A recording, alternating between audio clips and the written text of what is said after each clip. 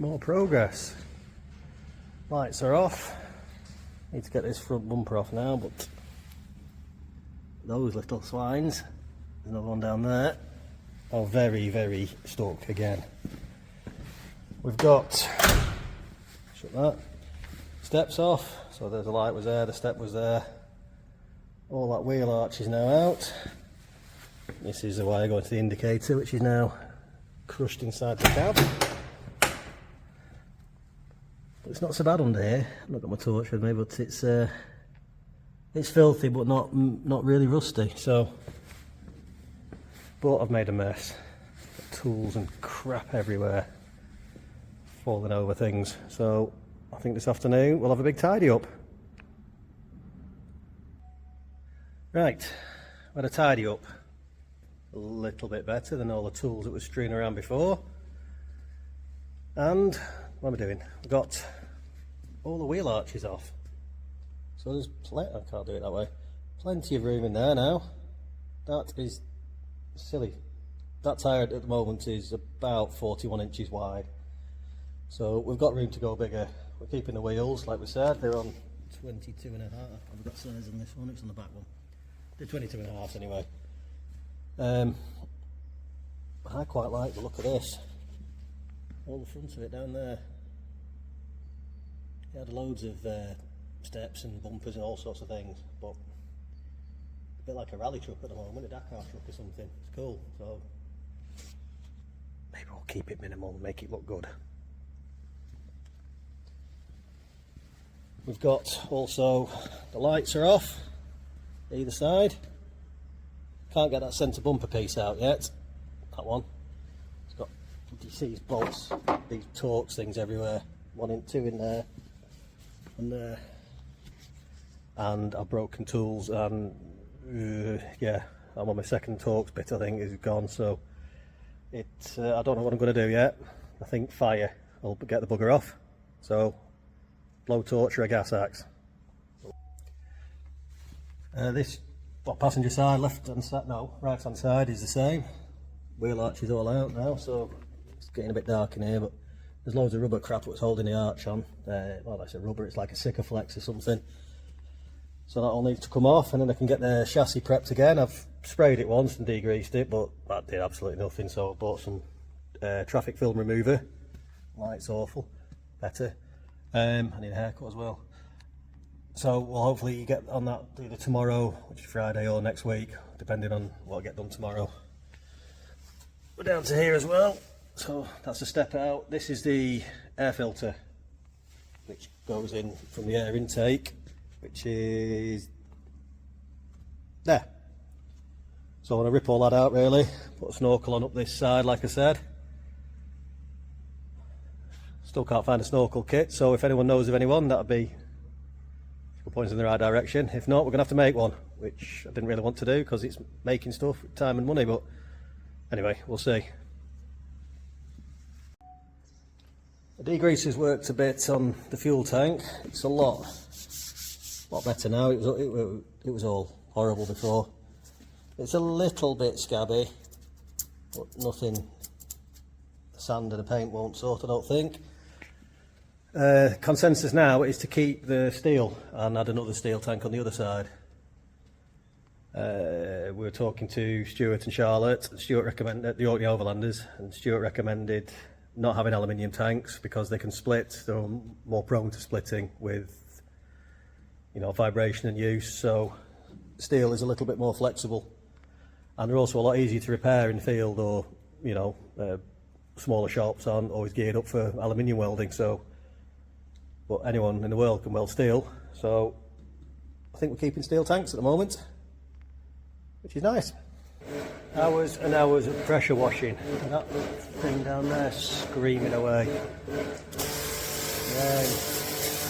And we're still nowhere near done. I'm going to have to do it all again at least once, I think. I'm going to have to get some better road film or road grime remover instead of the degreaser I'm using at the moment. We'll live and learn.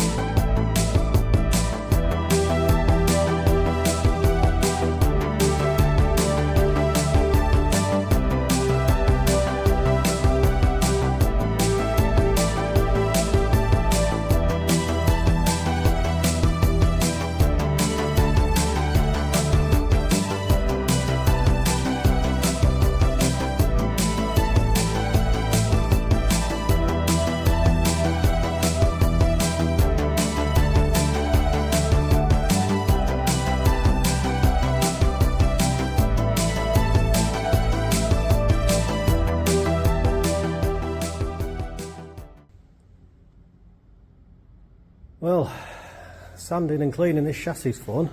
A load of crap there for me to fall over. So Joy using 110 tools without a 110 lead as well, which means I've got to bring the transformer near the workpiece because I can't find my 110 lead. Anyway, all this is, can you see any of that? It's a bit dark in here really for cameras. It's all sanded back now, working way along. There and there, if we step back, trip over stuff, the chassis has been extended. There's a weld there, and same on the other side.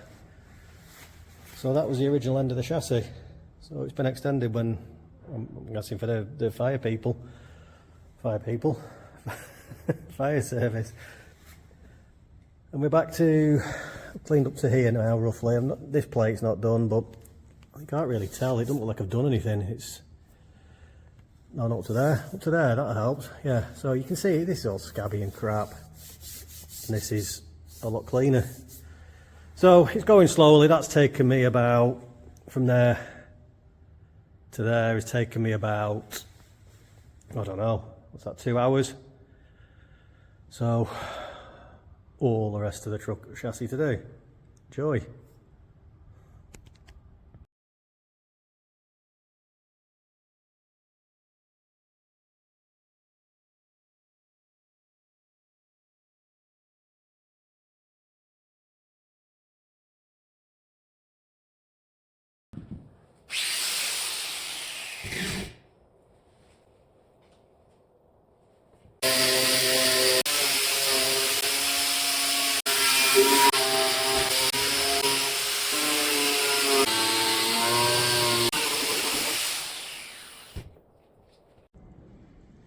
And this is why we wear eye protection.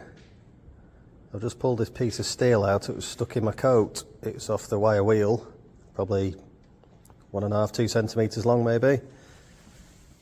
And if I pick it up, it's stuck in my jacket. And I can't poke it through now. It doesn't go in. So it's fired in with some force. And you don't want that sticking in your eye. I can't see it there. Or your face. So we wear protection. We've had some new things arrive, which is good. We've got 4 axle stands, which are at the back here. They're 6 tons each, which is, well, it's overkill for the vehicle, but the ones below that were 3 tons each, which is fully loaded. We should be under 12 tons, but you never know. So anyway, bigger is always better, I believe. We've also got a 3/4 drive socket set, excuse me, which is a beast. It's massive. I'm not used to stuff like that. I'm like 1/2-inch drives and things like that, which we've got, but it's, yeah, surprisingly heavy as well. Same for this breaker bar, which is also 3/4. And it's 1 metre long, and it weighs about, I don't know, maybe 4.5, 5 kilos, I'm not really sure. It's a silly weight really, but it's good for undoing all the wheel nuts. I've just had to go on here, and it cracks them no problem. So, saves me getting a windy gun for now, or a big impact driver, which I want anyway for having on board, but as of now, that's plenty. Light's awful again. What else have we got? Bought some microphones because I noticed the audio on some of the videos I've been putting out. If I turn away from the camera or look away or move any slightly variation of right in front of it, it seems to be all over the place. So I bought, well, they're called Full Aim, but they're a newer brand as well. Newer, don't know. Comes with 2 mics and a transmitter, all wireless charging and all that. They were 50 quid off eBay, I think. Got it. I think guy had bought it and used it twice and didn't want it, so light's awful. So hopefully the audio will be a bit better. Who knows? And other than that, I think we're getting on for being done for the weekend. It's Friday now. So a bit of a walk around. We've got, that light is awful. So all the steps are off, both sides, wheel arches are out, including behind here. Same on the other side, lights are off. Ugh. Have to open the gates. Front lights are off, can't get this front bumper off yet because it's all seized on. I mentioned the gates. We've got livestock coming in I think October time, so now, anytime in the next couple of weeks, we're sharing with a few cows down there behind that tractor. So that'll be fun. Don't mind cows so much, but they do pong a bit. Anyway, so yeah, more to take off. And then we've got the box ordered, like we said, that's from Alpine Overland, which is middle of December it's starting. So we've got some work to do on here. That acro prop is our cab safety support because it doesn't have one. It just jacks up on the ram on its own, and that's it. So I'm not having anyone working under that at all without any sort of safety feature. So we've got an acro prop, and we're going to have some fold down stands made up that they'll sit under here and fold with a claw on or a foot on to hook onto the chassis, which will be, can we see that? There's a cab support there, like the rubber stop, and they'll sit in front of that when they're down. So they need to be fabricated up. And then I've got all this prep work. I started and it was awful. It was just awful work. And I've jet washed it with a degreaser from Screwfix, which it was all right, but it's not got 20 years worth of crap off. So I bought some traffic film remover, and landowner here, Jeff, he's got a big proper jet washer which he uses to clean his tractors and things off. I've only got this just a crappy Karcher one. It's fine for light garden work. I was given it years ago, so I can't really complain. But he's got a big industrial thing, and we've got some road film remover, traffic film remover I should say, which should be enough in there. I think neat will be too strong. I've got 5 litres of it, so I'll dilute that down to 20% or something like that and blast it all over the thing. Yeah, we can get it cleaned up then. More mumbling, so I'm going to pause it here and see what else we've got in a bit. Cheers.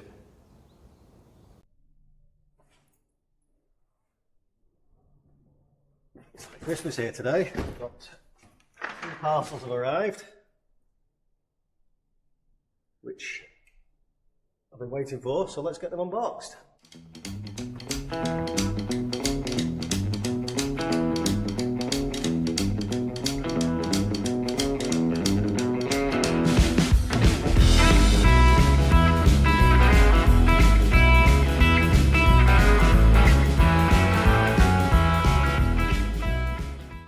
Soon have that covered in grease and WD-40, won't we? Anyway, that's it for now.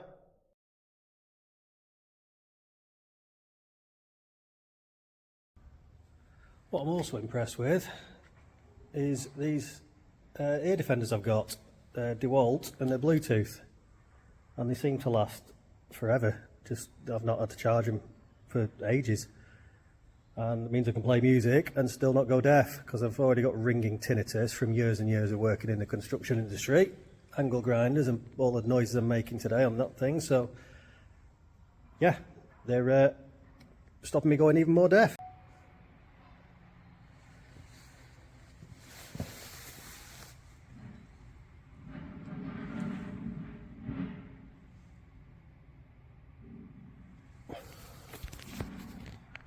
I wasn't asking it, I was telling it.